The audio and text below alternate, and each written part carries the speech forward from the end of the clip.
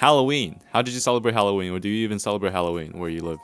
No. I mean, No, I've not at gone all. trick or treating before, twice actually, Oh, when I was a oh, when? child. Okay.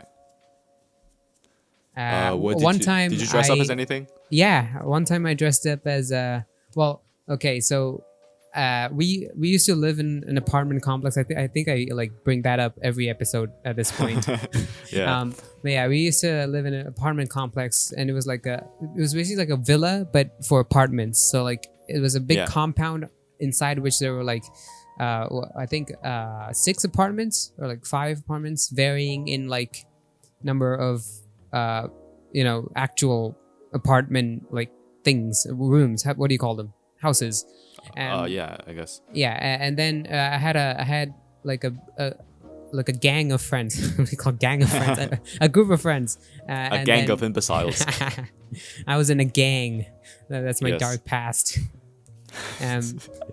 A juvenile gang. A juvenile gangster. Anyway, and then He's actually from the manga Tokyo Revengers. Yep. But it's and I beat Okay. up other juvenile gangsters, and I killed somebody. Okay, who the fuck did you dress up as? Okay, so I wasn't intending on dressing up as anybody, but I went to another friend's house, and his mother was like, she does makeup, like good, like well, like better than most people, and so she, basically, she basically, what do you say? How do you say makeup, but in the past tense? Made up. She made us up. Usually say she did makeup on you. Yeah, she did makeup on us. Yeah. And then I was, holy shit, I was the Joker. No fucking way, you're the Joker? Yeah. No, Grace, the Joker, baby. You were Joker's Joker, minus one. babe. You were Joker minus one. I was. No fucking way. I Okay, was. this And is such a- I'm very sure I have a photo of me when I was younger Oh, with like a Joker card. And, I need to and see the it, bro. I don't think I have it anymore. I don't think my mother. It's probably in like a Google Drive somewhere, because Google owns everything at this point. Yeah. That's man. fucking crazy. It is. That's so cool. I think I also didn't intend on dressing up this Halloween. But it turns out that a new piece of clothing arrived from China that I bought a while ago, which is what they call varsity jacket in America. Yeah. It's basically the stuff you see people wear in like high school musicals, the movie probably, like those the high school. jocks, Yeah, the jocks, they wear that as like a kind of I think a sports thing. It's for varsity is basically like a school sports team. So varsity jacket is what they wear, right? So I wear that, and I wear just like whatever I usually wear. And it's like, okay, well I'm kind of dressing up as an American guy from the Midwest, and I listen to Midwest emo. So that's my character, and I've explained that to people who definitely did not care that day. But yeah, so anyways. Yeah, so hello everybody. Welcome to The Purposes of the Pale. I am Midwest emo listener with my favorite guy, Joker. Yep, I'm the Joker, baby. Alright, that was a pretty good cold intro. Yeah. Okay, dude. But more about Halloween. My sister dressed up as that one character from Dead Poet Society, Neil Perry. Have you seen the movie? I have. I don't like it that much. Yeah, it's that scene where they do the play thing, and he had the little crown. Right. with, Yeah. That thing. Wait. You know, Isn't that guy in House MD? Neil Perry. The actor. I don't know. I've not seen House MD, so Yeah, he's it might James be. Wilson, or like the House MD version of John Watson. No way. Yeah. Okay, that's actually surprising. I didn't know that. But yeah, my sister dressed up as that. She made the whole like crown thing herself. She was really proud of it. And yeah, people did their costumes, and I am sure I scared away a few kids who were trying to trick or treating. I threw some Nice. candy at their faces. But let's not talk about that in case I'll be charged with assault. And in our school, and we also had we're not allowed to call it Halloween because Halloween is American culture and we have to be global. So we just called it the Autumn Festival. I don't know, it's fucking weird. Like, you're also not allowed to like dress up as anything religious, political, even though 2 people came as Trump that day. Okay. Oh my god. Yeah, so one of my classmates came from, but his costume was pretty fucking convincing. Yeah, there were some other costumes there. Yeah, there were some of them were pretty good. They definitely put a lot of effort into this, and it's fun because Halloween is basically an excuse for me to come up to random people and be like, "What's your costume?" And that creates like a socialization opportunity, and that's very good for somebody who needs that fucking cue. Yep. Yeah, and then, fuck, it's November. It's November, dude. It is. Oh my god. November of 2024. Already. It's gonna be 2025 in 2 months. 2 months. What the fuck? Oh my god. And like the mock test season begins at the end of November. So, oh man, shit. I'm really not looking forward to that at all. I think. Oh my god. I think our mocks begin like January or February. But yeah, and then nice. like immediately after we have the fucking exam. Yeah. Yeah, you know, it's really been setting in that I'm gonna be moving away and stuff. But there's also a part of me that's like, you know what? It's probably good that one, a fresh start, of course. But same, also, same. I'm looking at other people around me who, have gotten into relationships or something like that, and their relationship has now, come into the, it's now something they have to consider when moving away. So a lot of people are hesitating, and I'm like, God damn, man. I thank God I get no bitches, right? Like, this is a really same. good time to not do that right now. Yeah, I had a very similar thought this past day. No, 2 days before. I mean, don't Indian parents think you're gonna burn in hell if you date before 18? Like, what's happening? Well, usually Indian parents. My parents are different. My parents are not like the other parents. Yeah, not like the other parents, not like the other moms. Nope. Let's Let's immediately jump into media talk because that's all we are, right? I guess so. Let's see. What else is there? I went to a birthday party yesterday. Nice. It was nice. Shout out. They might be listening to this actually. I was like, I did not expect anybody to watch my shit, and then somebody did. I was like, oh fuck. Shout out Margot. Shout out Jenya. Shout out Fidja. Fidja's not fucking watching this. And Nelly, other people. We went to a whitewashed Japanese restaurant. It was really bad, and I didn't eat anything. But I drank some tea there, and the tea was pretty good. And I drank some sake, and that was weak shit. Chinese spirit is way stronger. Yeah, it was fun. I was kind of afraid because people there are often like, I mean, all of them are Russians, so like they would talk in Russian, and I don't really get it. But some, they were surprisingly inclusive. Maybe because I'm their friend. So it was a nice time, and yeah, that was cool. Nice. I feel like I got mogged by all these attractive looking people, but hey, that's how it goes. Okay. Media talk. Yes, enough media talk. Enough fucking people talk. It's time for media. Oh my god, dude. Can we talk about 1,000 Times Resist, please? Oh, fuck yeah. Yes. Did you finish it? I finally finished it. I finished it. Entirely, and I even went back to a few chapters to like refresh my memory. I think the first few chapters, and it's just god damn, man. This game is so immense. It's so ambitious. It is crazy that it spans like 3 generations of things, and then all of them work together. Yeah. In some kind of way, and they all like everything feels relevant and everything. This is like a 10-hour game, but it feels like I've been experiencing this thing for thrice the length. It's insane. I love it. It was just like, how does this game exist? And the team was like 10 people max. How are they gonna? Okay, well, the game doesn't look very good. Well, True. It's very Unreal Engine. It's Fortnite. Yeah. The character models, as I played a little bit with you, I think the last little communion, and you were like, yeah, this is Fortnite. I was like, oh fuck, I see it. But yeah, like even taking that away, like just the fucking narrative is so goddamn huge. But also, of course, there's so many little personal moments that get me. Oh man. But I want to hear you talk about it because you played it a while ago. Well, for me, it's like I already mentioned the one scene like a million times at this point. Holy shit, it's the thunder. Anyway, there's a scene. We're talking spoilers, right? So it's fine. We can. Yeah, we're gonna spoil it. Yeah, spoiler warning. Yeah. So the game is about a family.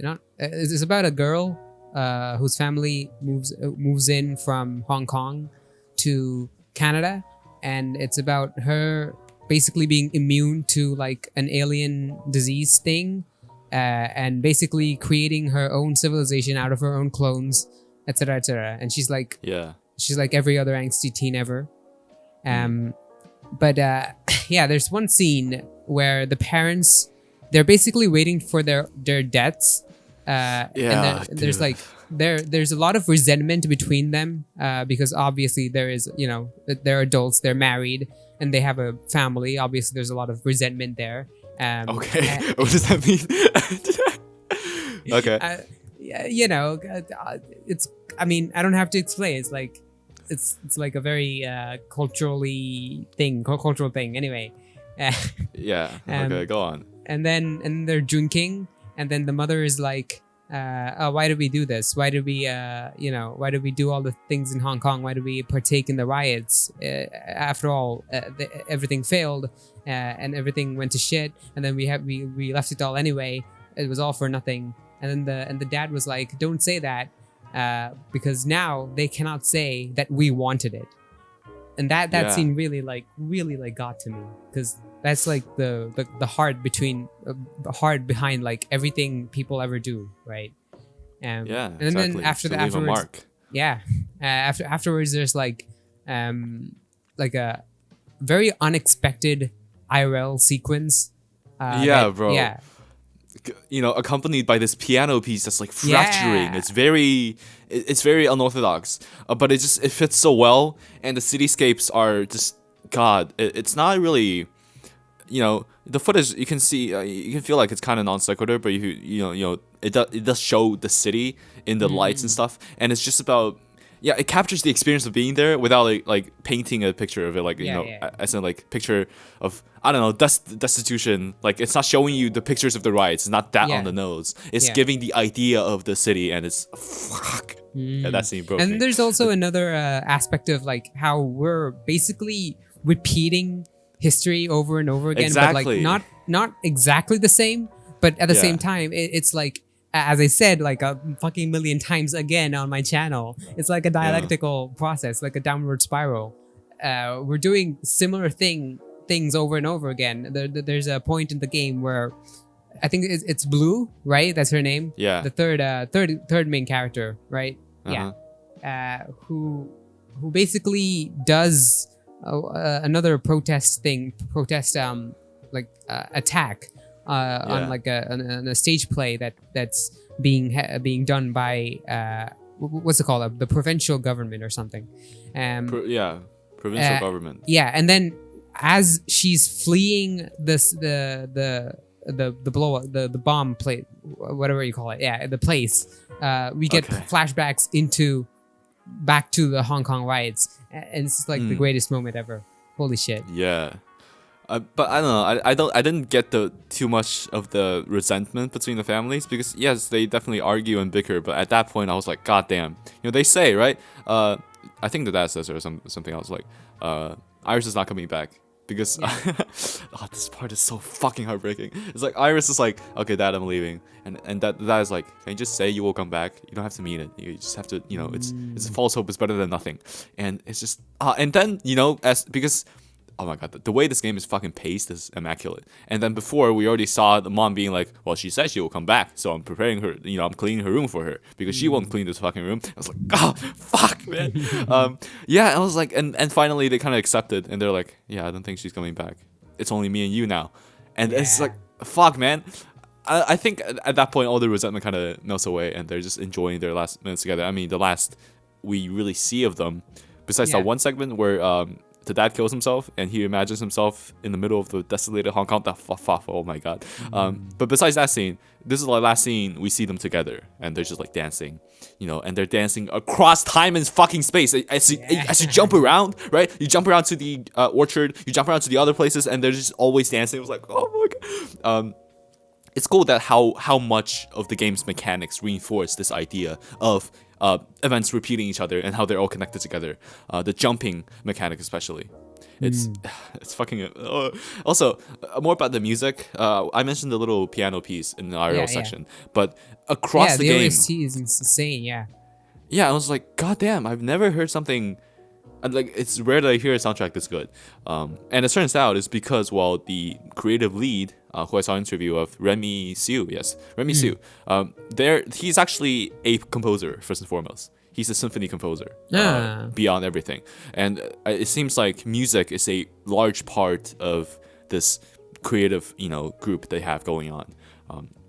And that's really cool, and I think that really fits, right? Like, every fucking piece is utilized so perfectly. I just wish that they coded on something that's not a toaster, because the music does, like, cut out really abruptly sometimes. I'm like, damn, man, if you just had a bit more money, you could make this like a 10 out of 10, 11 out of 10 masterpiece, but it's just only a 10 out of 10.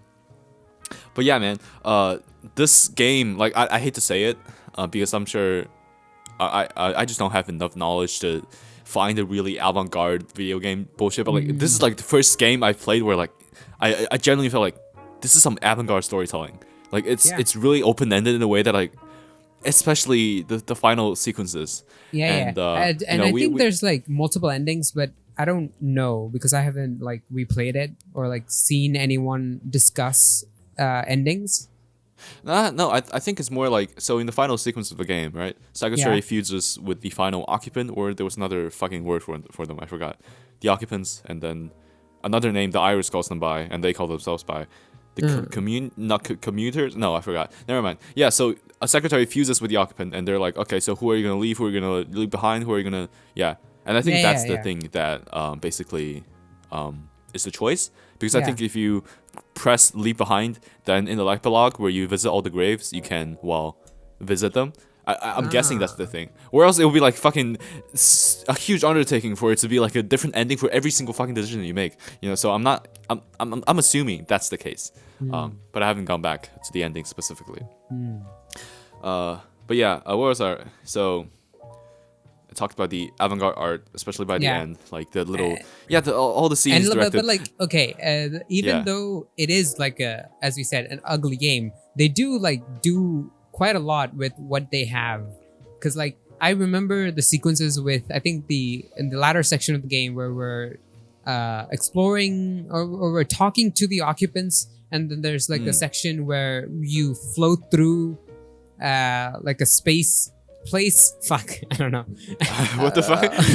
A place where there's like the occupant body thing dancing and like other stuff happening, and the occupants are like explaining what they are and why they're here, and etc. And that part, they're like it's very it's not beautiful, it's not really pretty to look at, but with what they have done like a very interesting job. It's what carries this game is the direction, the art direction, and not really the visuals of it. And it plays into the avant-garde thing, like the way scenes are structured and the way scenes are paced, like how they manipulate different camera angles. And also I really like how one of the core mechanics of the game is you pass through little rings to teleport throughout space. And I think it's just because they didn't want to make the assets like look realistic, so they're like, oh fuck it, let's just make them transport throughout the empty assets in the random space. And it's like really efficient, really good. And I really like how, I mean, a lot of times it feels like a walking simulator, but in the best way, because when you turn, it's like, oh shit, you find something there. And using very limited resources. I remember, I think this was sometime in the very end where you just start walking through the memories of people. And then you go through these really dark rooms. You see different timelines, like secretary talking to, no, not the secretary, bartender talking to other people, and nowhere and all that. And eventually you stumble across this conversation between Iris and her mom, like the conversation they never had, but the wish they did, right? It's where Iris is talking to her mom about like, Mom, I'm also a mother now, stuff like that. And her mom's just, fuck. That scene broke me, and it's so effective because we've been like slowly, with the amazing music in the background, walking through the space, right? It's definitely using all of its chops to the fullest potential. How is this game real? I can't believe it, man. But yeah, I love how it connects grand concepts like the occupants, because eventually you learn by the end. So the occupants, they saw Earth and it's like, oh, interesting. I'm gonna grab your people's memories and then I'm gonna make you experience them all at once. So you cry to death. Because it's too much, so you literally cry to death, and then but we don't think of it as very like conceptual, like, oh, I don't know what is death really, and what is memories, and like and it does remind me of Ava, but a lot of things do at this point. My life is like Evangelion, but then it has that, and it does have really conceptual things like what do we how should we decide what to leave behind, and the cycle of everything. But then it's also just about a family, right? It's also just about the relationships, the interpersonal relationships between bartender, Blue, you know, all the different, the 4 primordial sisters. That's not the name for them. And also Iris and her mother, and that you know, expectedly from me, you know, the family part, the Iris family part hit the hardest for me. But I also really love the bond the sisters developed by the end. Right? Like they all have really distinct personalities that you don't really notice when you're just like on the communion with them.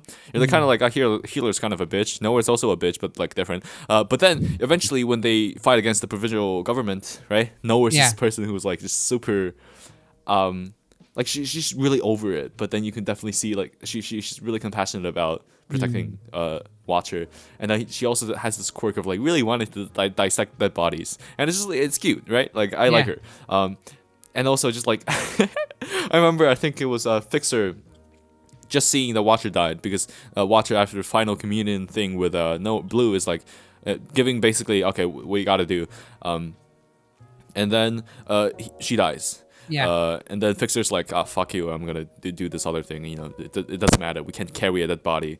Oh yeah, and then bang fire, I think, like, doesn't process it. She's like, no, what do you mean? I gotta, and then eventually when they go to the base, she like opens up the lights to be like, hey, I'm gonna, you know, wait here until Watcher shows up to find us, or in case she gets lost. I was like, fuck, man. But Fixer doesn't care. And then Healer's like, Fixer, you're a real fucking bitch. Do you know that? And I was like, fuck, yes. It's awesome, dude. It is. I just loved every single part of the game. I think really the worst part is the navigation sometimes. Really. Yeah, that's very true. Very true. I think, as I said, I did not realize there was a map in the game. Yeah. And yeah, eventually you go to another place called the Old Town, and it's also, oh my god, I had to spend like 20 minutes to like figure out where everything was, and it was I don't know, maybe I wouldn't necessarily want them to do the thing of every fucking like Assassin's Creed game, like a Ubisoft game, where they like have like a blue marker in the fucking corner of your screen, but I don't know, something like that would have helped me, my brain dead ass. So yeah, I mean, especially since like this game isn't about exploration as much as it is about like it is a linear story, basically. Yeah, it is a linear story. It's also weird. It's weird that like all my favorite games are basically just linear stories. There's this kind of stories. I mean, technically, most games are like linear stories. If like, it's only like if you count side content as non-linear. But then again, how is it non-linear, right? It's just optional content.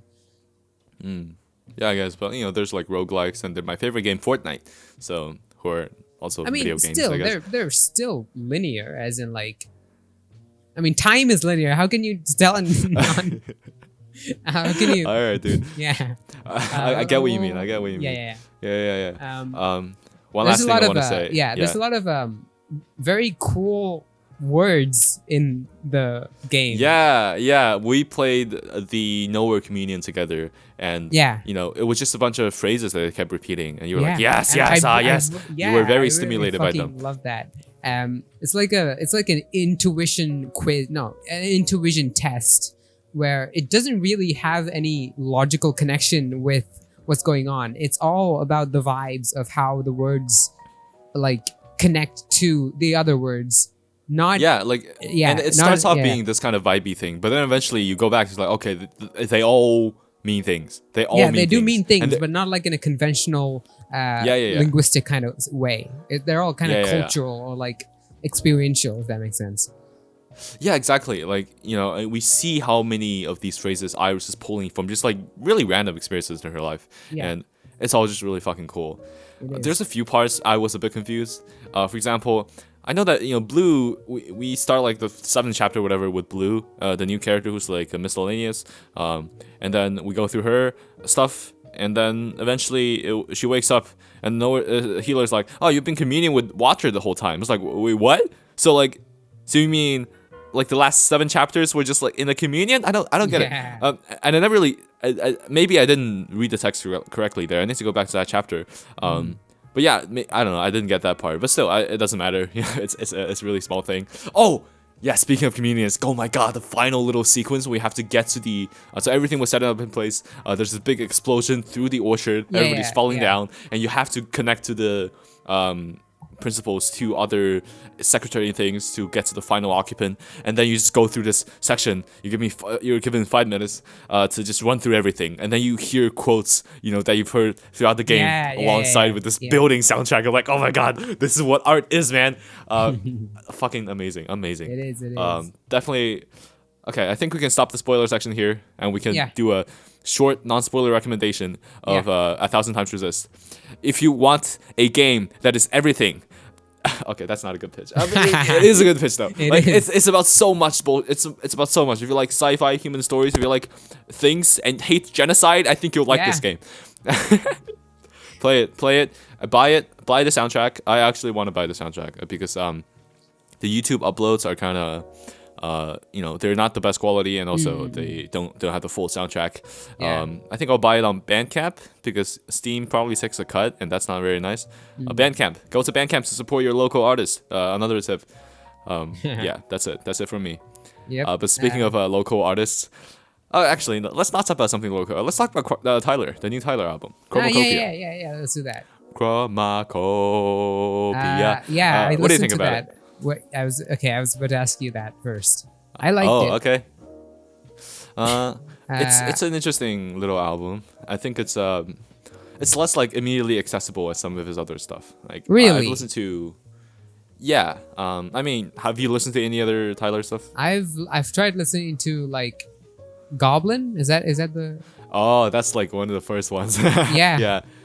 And that stuff is way less accessible than Chromacopia. Chromacopia is I liked Chromacopia quite a lot. Not like it's not like the best thing ever, but I liked it. I liked it enough to like listen to a good bit of the tracks for the past week, or like for the however many days it's been out.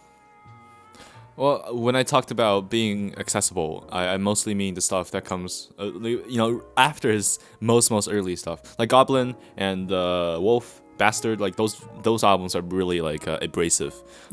Because he was like 18 and making stuff about having threesomes with dinosaurs and like raping your kid and like necrophilia and shit. But then eventually, Flower Boy in 2017, he even before that, like he starts doing more like soul type of thing. So we have Flower Boy, Igor, Call Me If You Get Lost, and those albums are like where he goes really fucking.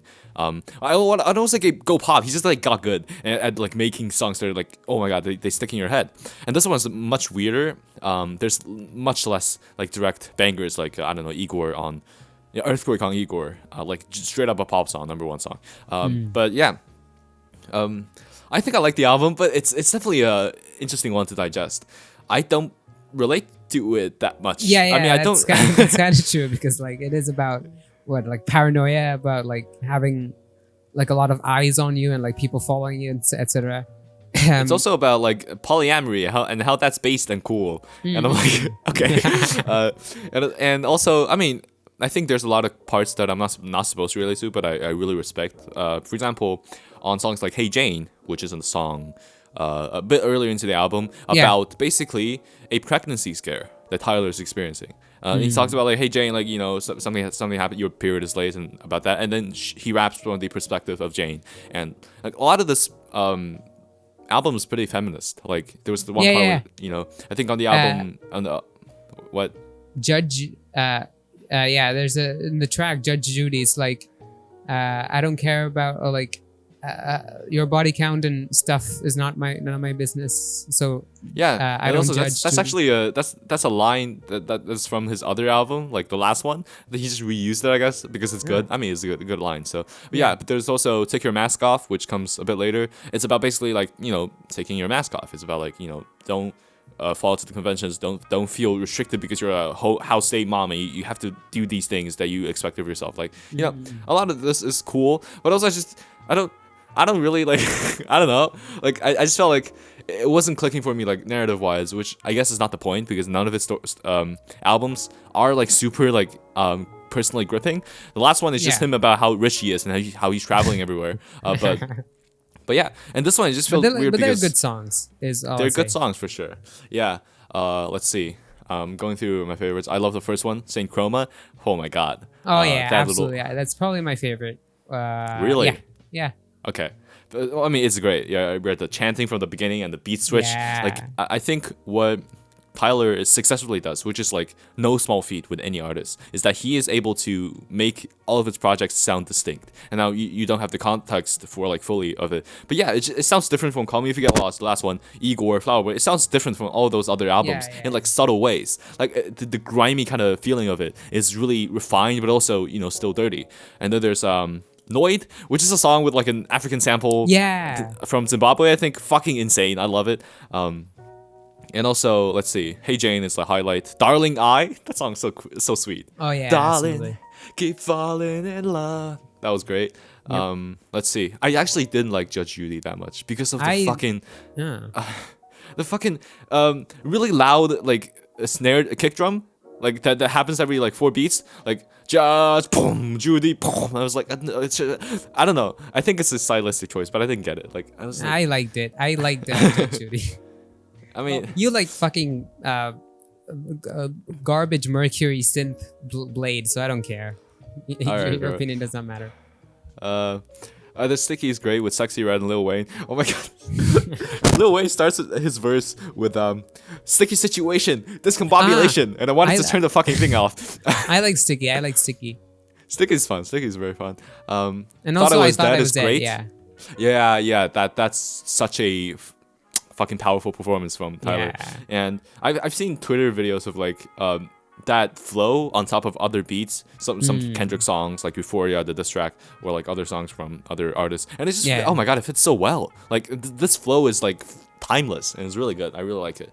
And yeah, I've not dived into this album too much because I mean a lot of Tyler stuff is like it's good, but like I wouldn't listen to it all the time. But it's definitely respectable, and okay, it's not better than his. I think it's not as good as like the last like 3 albums he's made, but it's still pretty good. It's enjoyable. So yeah, I'm glad you liked it as well.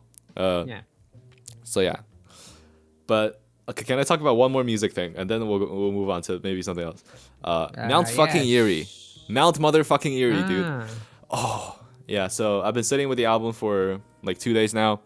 So Mount Erie is the current musical acronym of Phil Elverum, who did the microphones before this. And yeah, this is his first album in 5 years, and first album that I've been there for the rollout since I was a fan, and god damn it, man, like it's so I don't know how to describe it because it's not traditionally like digestible music. Not that like he's doing something super weird and avant-garde, but like the song structures are not like they're not gonna leave you satisfied per se every time, but it's just the way he's conveying these emotions and these like conceptual things about. A lot of it is about nature and like the position of the man. There's this one song on it called Non-Metaphorical Decolonization, and it's about like, you know, also colonizing basically. It's about like how America took over this, you know, the land that he is currently on, because he's now like on some Native American island. So he's like writing about that, like that experience, and it's great.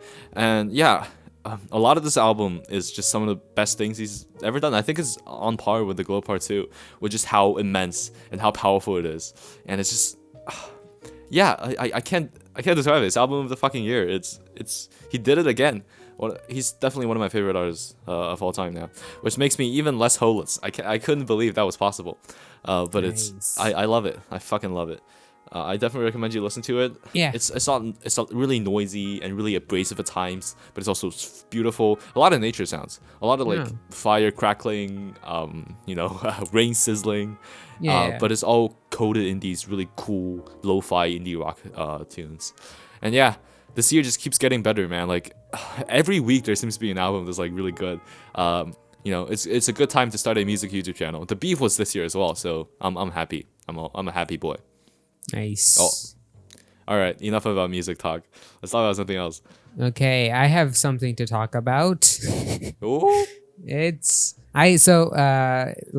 episode, or like the episode before the book club episode, I mentioned the film The Substance. Yeah. And I watched it. You watched The Substance? I watched How The was it? Substance, and now I have substance addiction. What? So yeah, it's a film by Coralie Fargit. I don't know how to pronounce it. Forget. Sure. Okay. To be fair, this film has a lot of that, like a lot of that.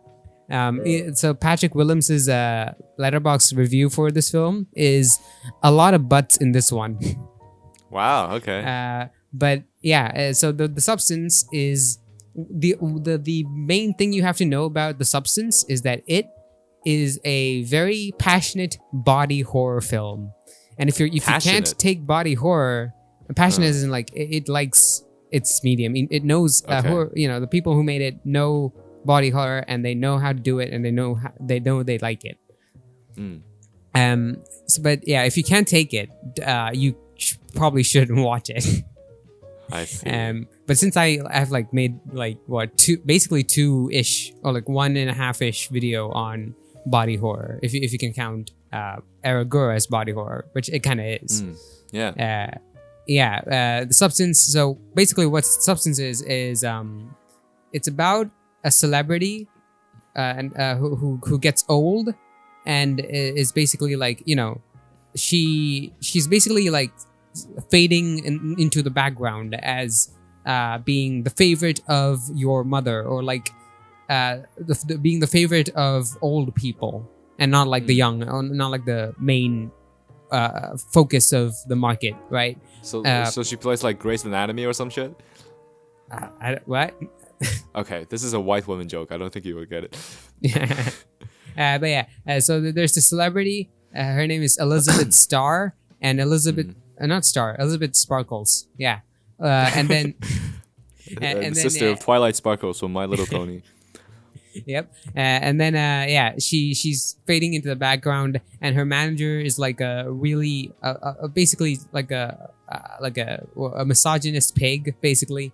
And then I mean, actually, when I say pig, and I mean fucking pig, in that like, oh man, like that character, I've never wanted to kill anybody on screen. Like like he's not like evil as in like he doesn't do anything. I mean, yeah, he's a deplorable human being. But yeah, so yeah, this film is about the woman ordering the substance, which is something that basically produces a body double or like a double version of you, which is a younger, more beautiful, more sexy version of you, who you have to like you can switch lives with for 7 days. But then you have to like replenish 7 days? Yeah, 7 days.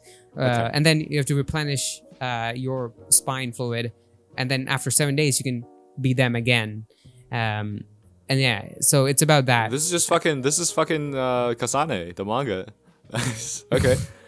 It's no the idea manga where like she has like, well, you know the one you put it on your plan to read list. It's the one where like a really ugly girl paints her lipstick like a magic lipstick, and she kisses people, and then she can steal her face for like a day, and that's like she becomes like an acting star. No, I've told you about this. Okay, never mind. Go on. Yeah. Anyway, the substance. So it's I mean, like all body horror, there's a lot of like commentary going on.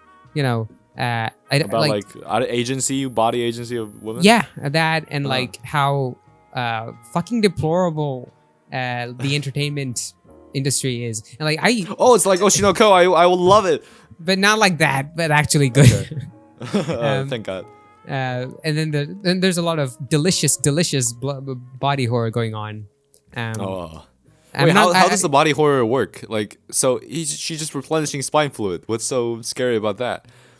I mean, first off, the body double emerges out of your back. Mommy,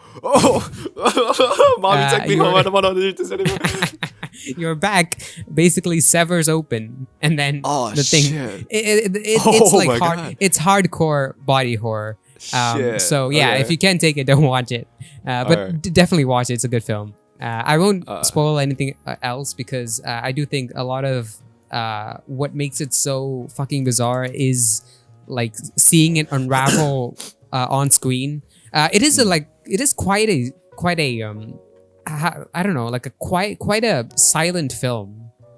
There's not a lot of talking going on. There's not a lot of like, Hollywood quirky characters or like any of that shit. It knows what it is about. It knows what it wants to do. It knows what it wants to say, and it says it and does it, and it shows you what it wants you to see.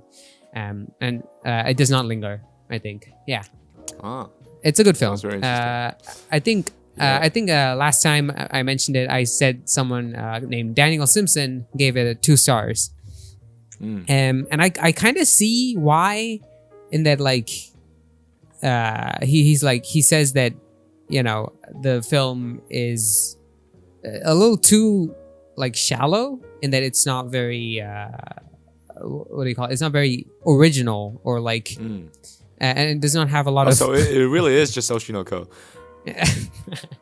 It does not. He says it does not have a lot of substance. because, I see. Because the characters aren't like full on like human beings. You won't see Twin Peaks level of character writing here. But I don't think. I think that's a good thing, because the film, it really isn't about. It's about one thing, and it's about one thing only. And if it like lingered on anything else, it would have been ruined, in my opinion, in my very humble opinion, which is the only right one. So yeah. Very humble indeed. Yep. Yeah. You just reminded me that Oshinoko is ending like 2 chapters, dude. And man, nobody's gonna care. But yeah. I need to talk. I need to like just. I need to expel this a bit. It's so. Okay, so the last 2 chapters, I read it and it was like, actually, they're taking steps to conclude the story like without too much fanfare. But people have been coming to my comments in the video. Yeah, I shouldn't have said that. I should have said another word. And they were like, dude, this ending's such a train wreck, dude. This is so disappointing. And yeah, I'm expecting a flood of like comments. Well, not a flood, just a few comments on my video all the way back. But I don't know. I thought it was okay. Like I think I think Oshinoko does. It's still, I think it's still worth talking about, because it is so spectacularly bizarre. But you could also just chop it up to, this is a cartoon made for 13-year-olds. So if you dig that much deeper, you would come out feeling like what Daniel Simpson felt like, the substance. You're like, dude, this is fucking nothing. Yeah, it is a curious bear to poke at. So I might actually make the video if it doesn't cost me that much time. But let's see. Oshinoko's ending, and my life has lost all purpose because I can't be a hater anymore. Okay. Do you have other movie? Oh wait, I have a movie update. I watched the movie. I think. Did I talk about how I watched 8 Mile last time? Did I? Fuck, I can't remember. Yeah, I think I might have. I might have told you. You definitely told me. I'm not sure if we were recording. Yeah, I don't think we were recording. Yeah, that's right. And besides that, I haven't watched anything because school started again, and it's, dude. Oh my god, I had so much shit to do. I really had a hard time adjusting the first week back. Nah, but same. I didn't have any like spring autumn break that you did. But still, I'm also, I'm like, it's my limit is here. I'm hitting my limits. Yeah. Is this mostly like studies related or like society related? All of the above. Oh, that's not a good combination over there.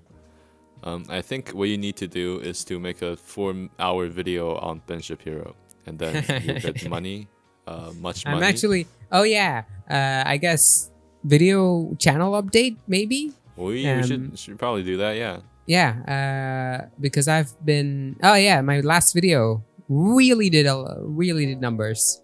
Oh really? I've not checked in a while. Let me see. It's at like 7 point something K. Ooh, very nice. Yeah, oh, and that's like, oh my god, that's like 200 subscribers in one video. Yeah. Twin Peaks. Why did it change it to Twin Peaks? Is strange. It's because Twin Peaks is strange. I don't know. I like small titles, and like. it's like a mixture. It's kind of a unique title in that, like, Life is Strange, Twin Peaks. Anyway, I'm writing a video. I don't think have I mentioned this on the I don't think I've mentioned it anywhere except for our private chat.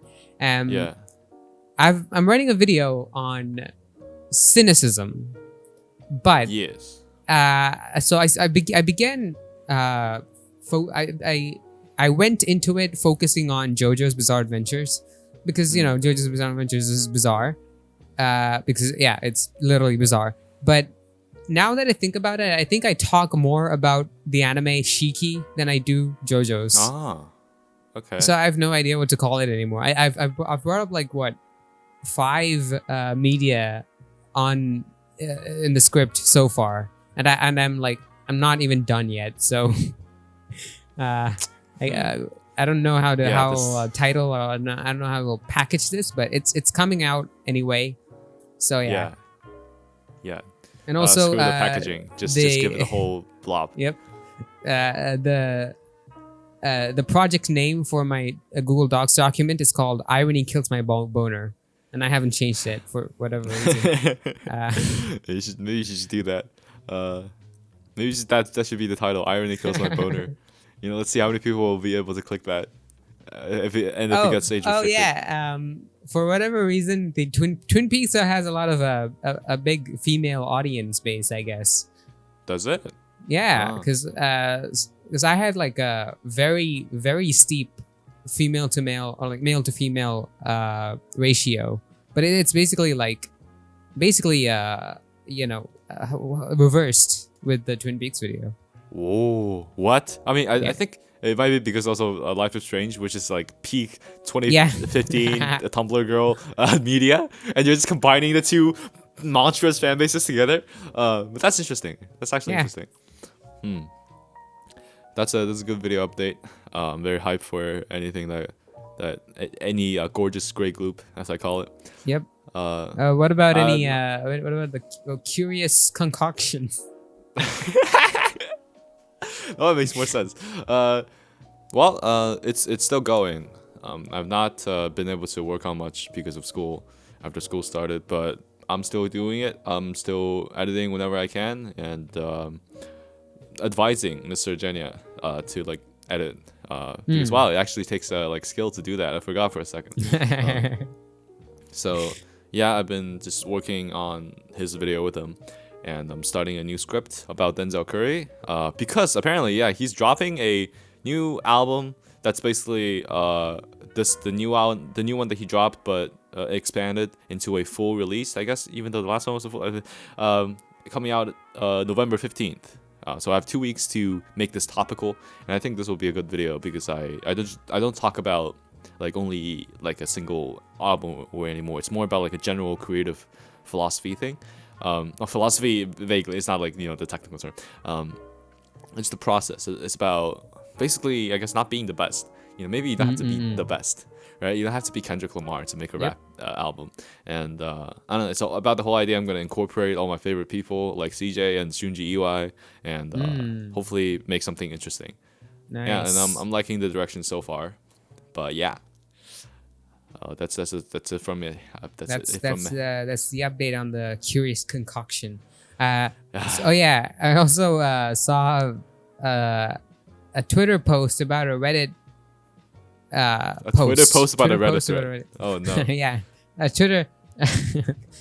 I saw a Twitter thing about a Reddit thing where a guy was asking, "How do you unstuck a cylinder that's stuck to a mini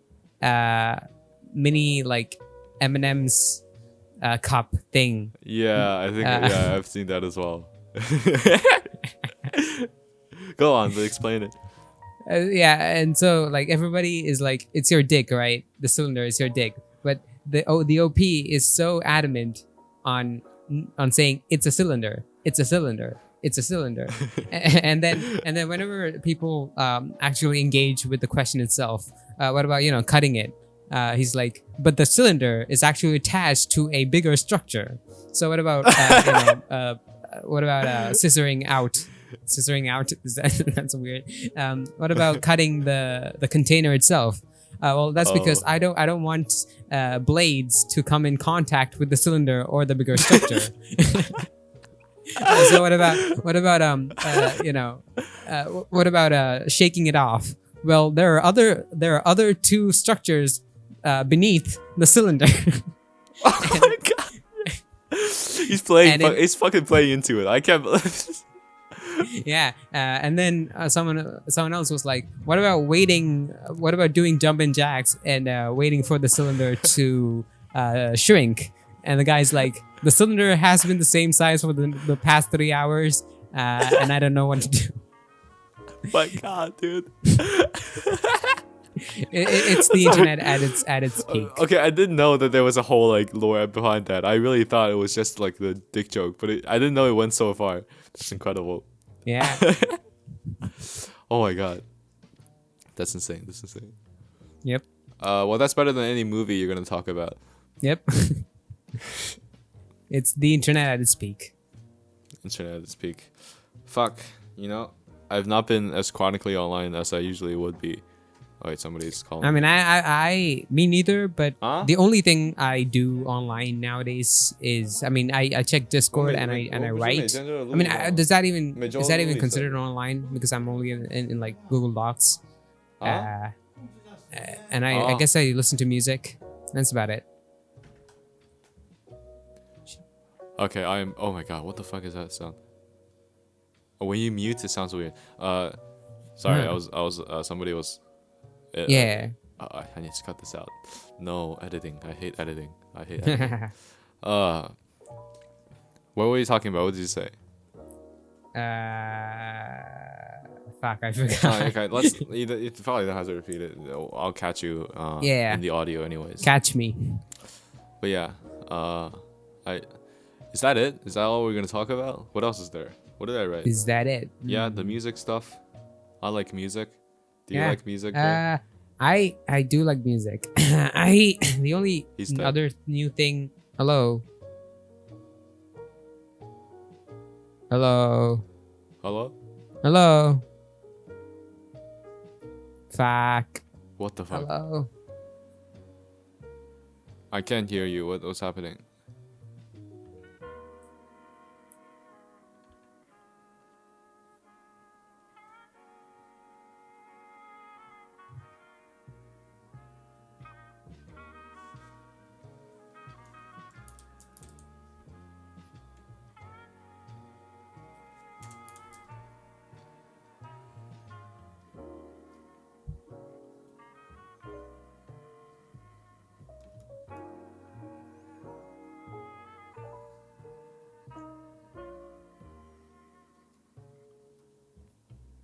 Hi. Hello.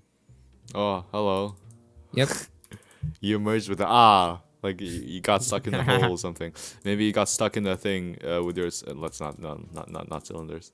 Yep. Um, My cylinder got stuck in the ether. Anyway, I've been reading stuff other than the porn, okay. the Why eye did you say porn, that? Okay. the story of the eye. Okay. Yeah, that's right. That's right. I don't read porn anyway. I've been reading Husserl's phenomenon. I tried to read Husserl's phenomenology, which do you know what phenomenology is? I know phenomenon of spirit, which is Hegel's book. But phenomenology is the logos of phenomena. Phenomena as opposed to noumena. Oh, that fucking word that you keep talking about all the time. Yeah. So what is it? Please explain. Okay, so holy shit, here we go. So Kant. Yeah. There was this guy called Immanuel Kant, and Yes. Kant, well, his main thing in his what was it called? The first critique, the critique of pure reason, where der Kritik du Vernunft or something like that. Anyway, and then so in it, his main idea is that reason is reason, as in like reason. we reason, Yeah. right? Yeah. Reason is basically, what do you call it? Is limited to phenomena, to knowing things that are phenomenally there, to knowing appearances, as opposed to knowing things in themselves. And that's Uh, Numina? Yeah, that's noumena. Noumena are the things in themselves. That's how the world as it is. Okay. And So the joke phenomena is the is world as the it joke appears to about be? basically, yeah. Phenomena is the things that the appearances of the thing, the appearances of noumena, or like, yeah, things. So the joke with the cognizing noumena is basically that you can't cognize noumena. That's the whole thing, right? So yeah. Anyway, I'm not too sure because there's a lot of other stuff that goes into noumena and like cognizing noumena, and so I don't know. Anyway, Okay. so Okay. phenomenology is basically that logos of appearances. Alright, Appearances so are it's like, about the logic of appearances, or like yeah, yeah. not logic, but like the study of Yeah. appearances. So the phenomenology itself is very interesting because I think a very interesting example of it is how like a letter, say, right? A letter is objectively, it's a rectangle. It has this many millimeters of thickness. It has this many centimeters of width and length, and it's of this shade of white, and it's in it there's something written, etc., etc. But like for you and me who receives the letter, it could be like a life-ending message. It could be, something entirely different, something so completely cut off from what it literally is. So phenomenologically, it's a different thing. I've definitely seen Zizek talk about this in regards to like money as a thing, because they're like, he's like, money's paper, but it means we know that it's not just paper, right? It's so much more than a literal thing. Okay, so that's phenomenology, as in like something more than a literal, or I don't know. But yeah, I mean, phenomenology itself is like in its most basic terms, it is just looking into and like theorizing about how people perceive and how people experience with their senses, and not just their senses, how people live basically, but like in like an experiential way. And then there's this guy called Husserl, and he is like a big guy in phenomenology. Big guy. Oh my god. And I've not heard that in a long time. Your vocabulary has expanded. This is like back in the first few recordings. You're always like, so this is another big guy. Big guy, Okay. And then Husserl, you probably heard of the other big guy who was an assistant of Husserl's. His name is Martin Heidegger. Oh, Heidegger. Yeah, Heidegger. Heidegger was an assistant of Husserl's alongside another woman who was also very big in phenomenology. But unfortunately, Heidegger was a fucking Nazi and basically like not sold them out, but like he was complacent in having having Husserl kicked out of his practicing college or university, and then the other woman, who was also very big in phenomenology, she was killed in the Holocaust. So. Oh fuck! Damn. Unfortunately, Heidegger is also insanely important in phenomenology. So there's no getting like past him without like actually facing him and actually like listening to what he has to say. But yeah, I've been trying to read Husserl's early phenomenology. It's interesting stuff. Yeah. How's it going? How's it's certainly less complicated than Hegel, but that's like saying it's colder than fucking lava. So I don't know. I've also been reading some more stuff. They're incomprehensible in a different way. So this guy called William S. Burroughs. You know him? I do know him. Yes, postmodern writer. And all that. So there's this book called Naked Lunch, which is his most famous novel, and I borrowed it from the school library. I'm like, okay, I'm gonna read it, and I got like a paragraph in. I'm like, what the fuck is happening? And then I had to like basically Google like every sentence, because it's not just it's not that like he's using incomprehensible language. It's just that like all of it is coded in so much like contextual knowledge. Yeah. Like, you know, so much, I didn't even know that this book was about like drugs until like 3 pages in. But yeah, it's quite an experience, and I think it's definitely a text that you have to read with a fucking some kind of search engine on your back, and you're just like checking everything. And even, you know, with that, I think it's pretty rewarding. Like, I like how he put pieces words together, and they some kind of make sense, but it don't. Like, it's conversational, but it's also not. It's a very nice book that I'm gonna make my way through very slowly. Nice. Where did you hear about Burroughs? I mean, I've heard his name around. I've heard people like Zizek and like Bajir talk about him. Bajir, okay.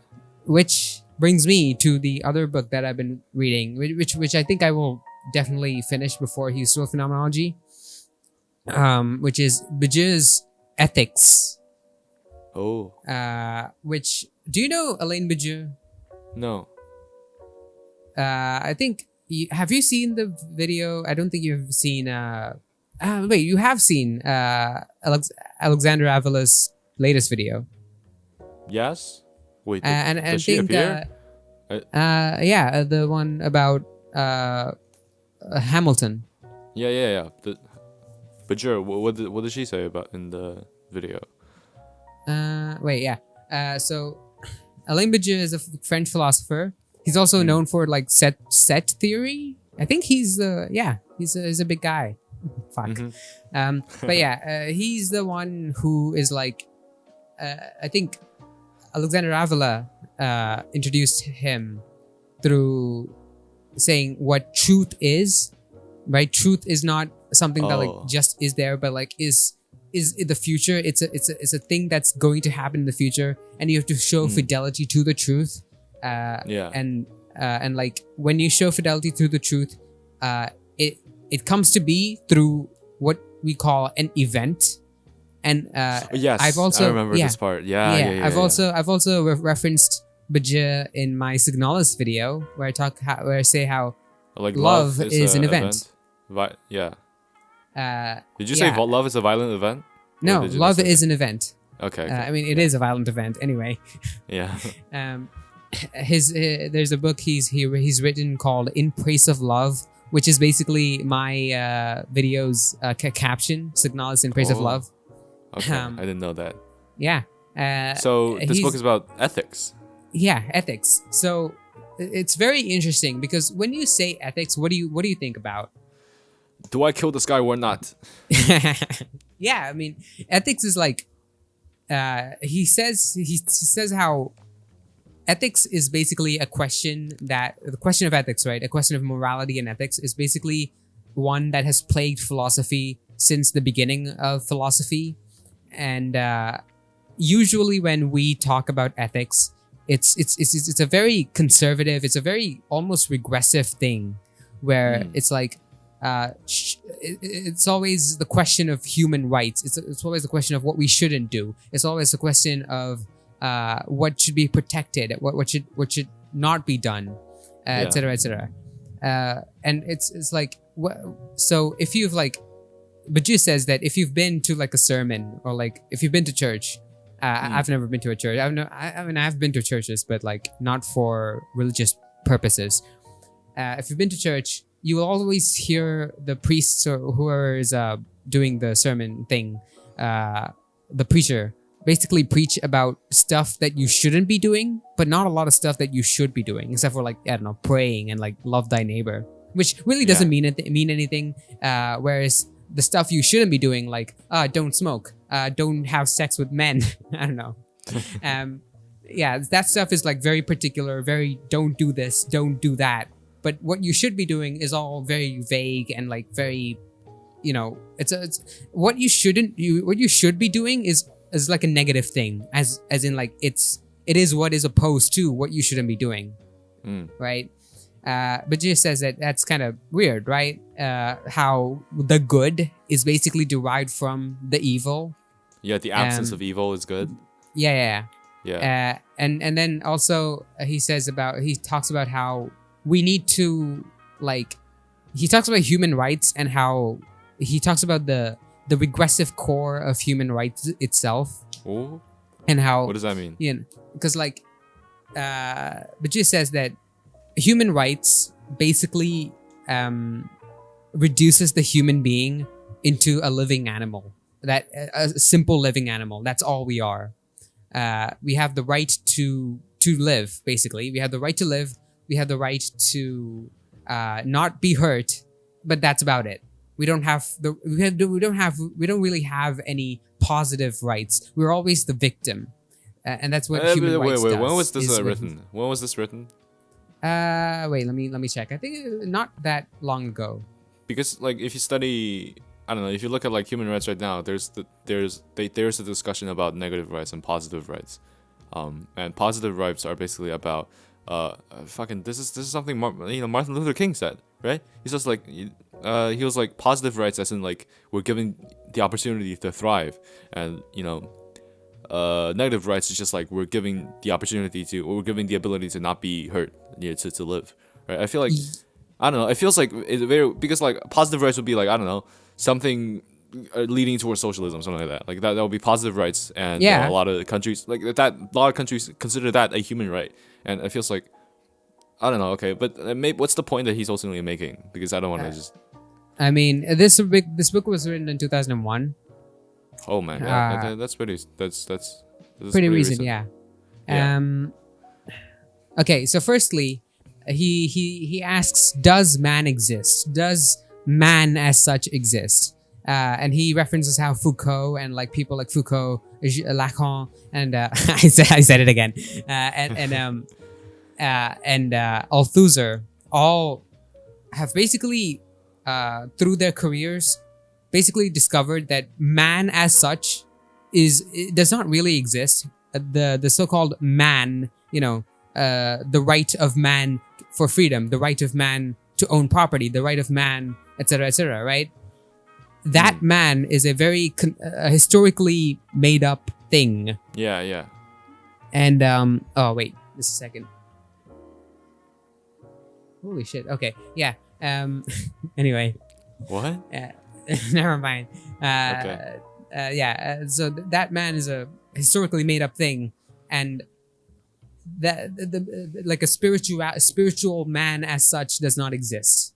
But that man's existence is a fundamental presupposition of the human rights that we know now. And I think the thing you said about like positive right, I don't know about that stuff, but the thing is, the thing is basically that most human rights as we know now are not that.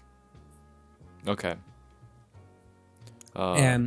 Anyway, so this book basically advocates for a different kind of ethics, which is focused more on truth and change. You know how like in superhero films, the superheroes are always trying to like protect the status quo, and the villains are trying to change things, even if it is for the worse. Bajir is basically saying that ethics as we know thus far is like the heroes. It's trying to continue the state of things as it is. But in reality, the good should be showing fidelity to truth, which is showing fidelity to the event, is what he says. And so he proposes a better ethics where you show your fidelity to truth, which is change, which is it's a new thing. It's a change thing. Anyway, I'm yet to finish it, so I can't really talk about. That sounds very interesting. Yeah, it is very interesting. I'll get back to you on the part about like the positive human rights, because definitely, because I don't think politics book I did study like there is a distinction in my politics class. There is a distinction, but that does not necessarily mean that is how like actual human rights we know now is. Because I don't. I mean, tell me an example of a positive human right then. Positive human right. Let's see if I can pull something from my memory. Positive human right. I think a lot. I don't know. Like I think they would say like access to like clean water, but I think that's also. But more of that's a a living negative thing. human right, because why do you need clean water? Because you need to live, which is That's right. I'll think about it. I don't have it right now, but I just remember there being a distinction. I'll get back to you on that. But yeah, I don't remember anything. yeah. A very interesting example that comes to mind from Bajir's book is how he references people being tortured, and there's like two kinds of people who are tortured. One who, I mean, why do people torture people, right? To get information and like from the enemy, basically. They torture people to get information, and the people who give out the information after they give out, after they're tortured, they look like animals. They behave like animals because they are basically animals because they've been reduced down to the state of an animal, who will do anything to survive, who will give out their humanity, their dignity, I guess, to live. But on the other hand, there are people who won't do that, but they look dignified, and they don't do it because they're people. They have a positive reason to live, right? And that's why a human rights that's based on reducing people to victims, to simple living animals, is to simple bare life isn't enough. It is, in fact, I don't want to say bad, but yeah, for the sake of this podcast, bad. I think I think I generally agree with that, and I didn't know about like what this ethics books. Oh, no, I can't speak anymore. Ethic book is about, and I want to read about it for sure. That sounds definitely. interesting. It's actually much more accessible, as well as much more shorter. Yeah, if it's book, so written in definitely 2001, yeah, it should be more accessible. Yeah. Thank you for the book recommendation. I did not know about that. Yeah. I've only been reading the fucking biography of Matthew McConaughey for my school. It's called Green Lights, and it's interesting, I guess. Like he presents a lot of his life. There's a few funny parts, right? Like he was talking about how he lived in the South, so his family was like the most fucking southern type of people, and they would be like, there was one scene where one of his brothers like is leaving long hair, like not cutting his hair, and it's like, you're gonna get kicked out of the team, dude. His dad is saying that, and it's like, no, I want to be a hippie, I don't want to cut my hair. And then he's like, well, Jesus had long hair, so I'm not gonna cut my hair. And then the dad goes silent, because obviously, and then he stops. He's driving them to school, right? So he stops midway. And it's like, well, Jesus had to walk everywhere, so go fucking walk. And that kind of thing. Like, he's imbuing a certain charm and I think humanity into what we see as a larger-than-life figure, which is good. And there's also a through line of like celebration of just people around us, because he talks about some pretty bad shit as well. He talks about like people that have treated him wrong, like this trauma he suffered, but he's always talking about it in a, you could say like a quote unquote a stoic way, but no, he's talking about like how everything is like relative, whatever the fuck, and like how we the life is about getting relative with the inevitable, which is like, but I think the general like idea here there is to celebrate humanity whenever we can find it, and I don't find that as super I don't know. I found that pretty interesting for a biography that I expect fucking nothing from. It's fucking Matthew McConaughey. I don't know anything he's been in instead of Interstellar. So that's all I was reading. He's in a True Detective, which is basically Disco Elysium, but not written by communists. Oh wow! Which, I mean, it is worse than that, but I like True Detective, even if it's like not like politically my thing. Okay, yeah. I mean, I love murder procedurals. So yeah, and there's like, isn't that like one scene that was very popular on like Disco Elysium Twitter? Yes. Yeah, he says something like, this town smells like a faded memory or something. Oh, yeah. And then the other guy's like, I want you to stop saying shit like you smell a psychosphere, or yeah. And it's like Kim saying stuff to Harry. It's funny. Exactly. Yeah. I also borrowed one of Ayn Rand's books from the library. It's called We the Living, and I kind of want to read about it I don't know how I feel about it. It's fiction. But let's see what the politics are. Let's see if I'll be turned into a whatever the fuck she is. I forgot. Like an objectivist. No, objectivist. Is that the word? Yeah, no, that's her thing. Objectivist. Okay. I mean, she's basically like she's like the Karl Marx of capitalism. Karl Marx of capitalism? What are you talking about? This sounds very exciting. So I'll read that. Halloween costumes. Next year I'm gonna dress up as the tambourine from Neutral Milk Hotel's album cover. Yeah. I don't know why I said that. I think we've gone on long enough. We have. Yes. Let's see. Next week we finish. Oh yeah. One thing. I guess we should. I don't know. Mention maybe. I don't know if it's even worth mentioning. November 5th is election, right? For the America. The America. Yeah. Yeah. I've been talking. Oh, coincidentally, November 5th. Do you know the significance of November 5th, except for the election like this year? November 5th. No. Yeah. Remember the 5th of November. No. The gunpowder treason and plot. What? Yeah, it's Guy Fawkes Day. I don't know who this. Yeah, I didn't know about that. Okay. Just as important as the election day. It's the V for Vendetta mask you see everywhere. Oh, okay. It's the guy. It's the guy from the mask. No, not the mask. It's the guy. It's a real guy though, who actually existed. Who tried to blow up the Parliament, British Parliament, but unfortunately he couldn't. He didn't. Oh, how ironic! And now it's a day for the establishment. Yep. Yeah, I've been talking to some people, Americans. A lot of them don't care, and it's kind of sad. They're that's sad. Because I also just now I saw a tweet from Greta Thunberg, and I like Greta that tweet. Thunberg. I think What Greta Thunberg? What I mean, I'm guessing she likes Kamala Harris more than Donald Trump. No, I'll read it then.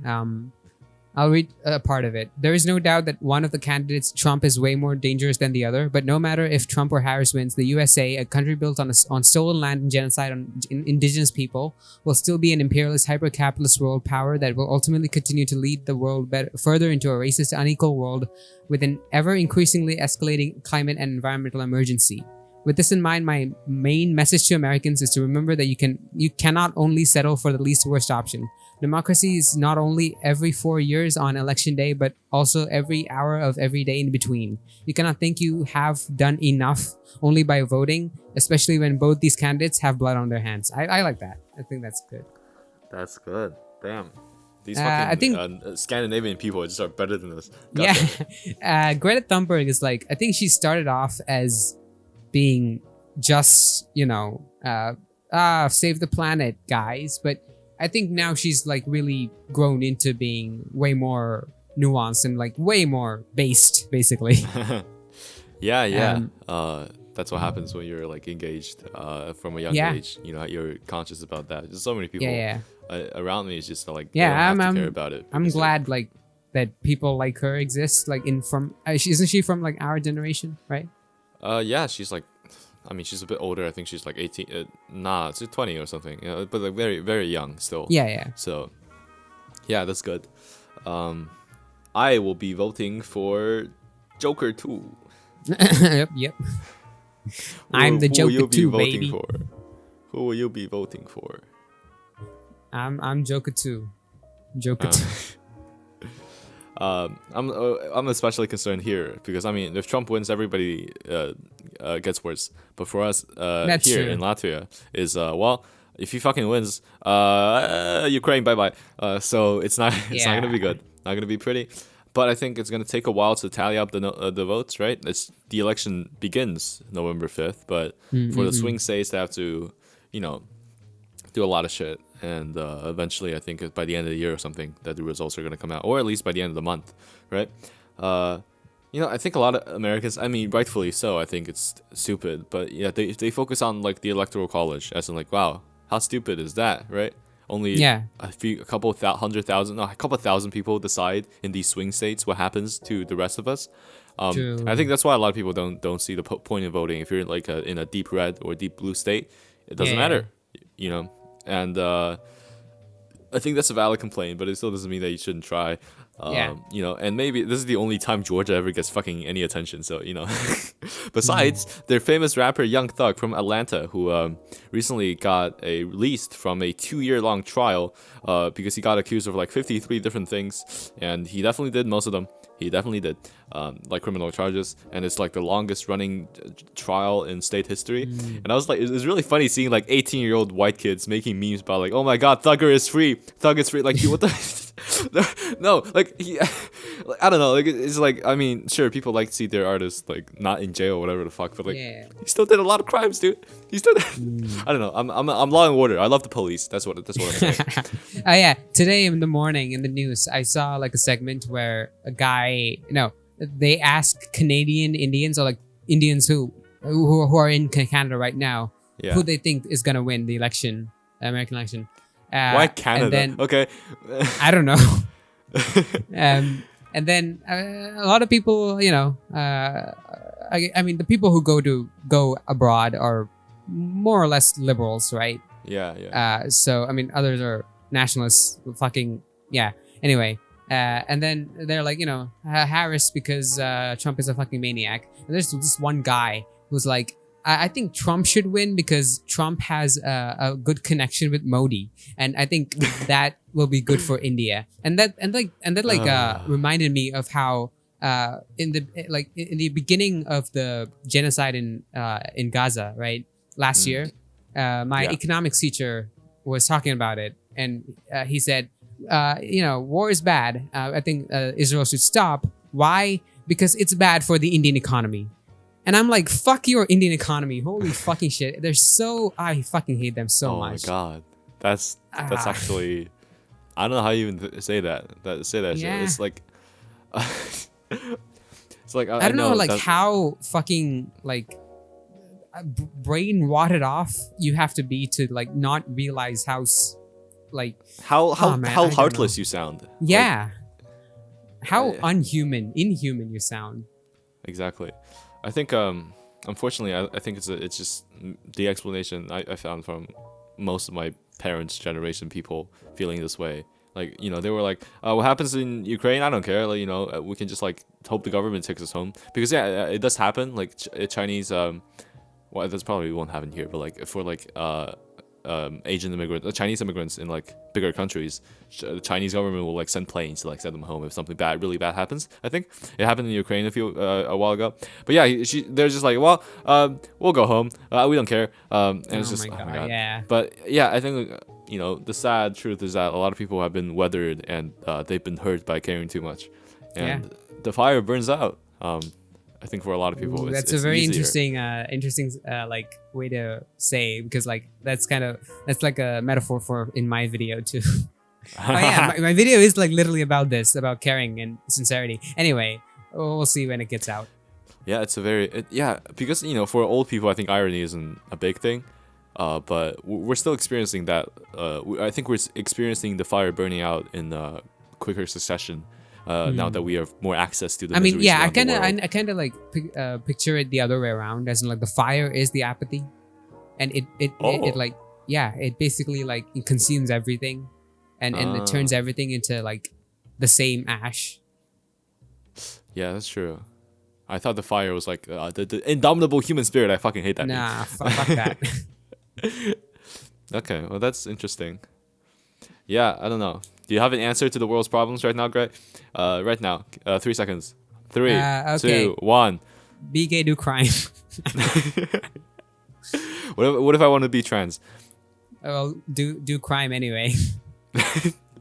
What kind of crime? Kill yourself. I don't know. That is a crime in 16th century. Back in the history, right? Yeah. I mean, it's still a crime, right? In where? In everywhere. Is it to kill yourself? You shouldn't yourself? kill yourself. Don't kill yourself, you idiot. Don't kill yourself, you idiot. Porter Robinson is gonna stop me from killing myself. Yep. That's exactly what's gonna happen. Let's hope we don't end up as old people who have either their fire consumes them all or fire burns out. This metaphor is not going anywhere. Yep. Let's gonna do hope that? we don't go old. Let's hope Yeah. we get a call from the substance and we don't No, go old. no, no, I don't want to do that. I don't want to do that. But we're calling back to the yeah. That's called a foreshadowing. Yep. It all comes What? back to this moment. Foreshadowing is a literary device where you say something in the beginning and then you reference it in the back. Anyways, I think. thank you for watching on this video. Thank you for watching this episode of The Pale. I've been, who was I? I'm a Midwest emo listener, and I'm here with the Joker 2, baby! I'm still the Joker, baby. Yeah! Thank you guys for watching. Bye-bye. Bye.